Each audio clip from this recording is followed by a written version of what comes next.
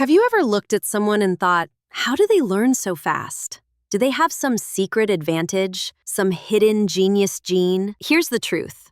They probably know how to learn. In the next few minutes, I'm going to share research-backed strategies that will help you learn anything faster. Whether it's coding, a new language, a musical instrument, or professional skills. These aren't hacks. They're powerful mental models and neuroscience-based tools that separate slow learners from smart learners.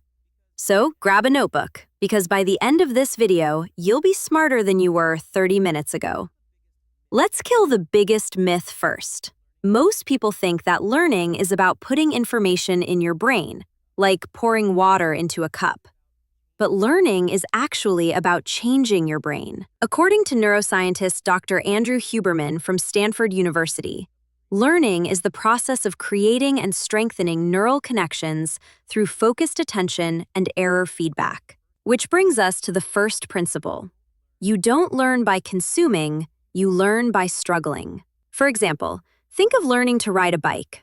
Watching 10 hours of bike riding tutorials won't help until you get on the seat and fall off a few times.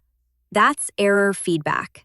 You have to struggle. It's not a bug, it's the feature. Learning speed is directly related to focus. In a study from the University of California, Irvine, researchers found that it takes an average of 23 minutes to refocus after a distraction. So every time you check your phone while studying, you just lost 23 minutes. Here's how to hack your focus. Use the Pomodoro technique. 25 minutes of laser focus, 5 minutes of rest, cut noise, use do not disturb mode, use visual timers because your brain loves countdowns. Focus is the ignition switch for faster learning. Without it, you're just spinning your wheels. Spaced repetition, memory's best friend. Want to remember what you learn? Don't cram. Use spaced repetition.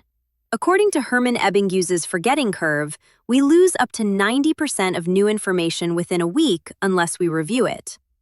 Day 1, review. Day 3 again. Day 6, day 12. Each time the memory sticks deeper. For example, if you want to learn French, use spaced flashcards for vocabulary. You'll be stunned by how much you retain after just a month. Interlay versus blocked practice. Most people study one topic at a time. That's called blocked practice. But research from the Journal of Cognitive Psychology shows that mixing topics called interlay is way more effective. Let's say you're learning guitar. Instead of practicing just chords for 30 minutes, mixing scales, fingerpicking, and rhythm. Why? Because your brain has to work harder to distinguish patterns, and that effort is what makes it stick. Struggle makes you smarter. Active recall is better than passive review. If you're rereading your notes, stop. It feels productive, but it's not effective. Instead, use active recall. Close your book and test yourself on what you remember. Ask yourself, what were the 3 key takeaways from that lecture? Can I explain this to a 10-year-old? Active recall forces your brain to retrieve data. That retrieval is the learning. Testing isn't just for exams, it's the workout that makes your memory stronger. Sleep and brain optimization. Here's a powerful but underrated factor: sleep. During deep sleep, your brain consolidates memories. According to a study in Nature Neuroscience, people who slept after learning performed 20% better in memory tests the next day. So, if you're pulling all-nighters, you're sabotaging your learning. Aim for 7 to 9 hours of quality sleep. No screens an hour before bed. Cool, dark room. Your brain will thank you in the morning. Movement fuels the mind. Exercise isn't just for fitness. It boosts learning too. According to Harvard Medical School, aerobic exercise increases BDNF, brain-derived neurotrophic factor, a protein that supports neuroplasticity. In short, moving your body helps you build a smarter brain. Even a brisk 20-minute walk before study time can enhance attention and memory. So next time you're stuck on a problem, take a walk. Your brain might solve it while you move. Learn by teaching. If you want to master a subject, teach it. This is called the Feynman technique, named after Nobel Prize-winning physicist Richard Feynman.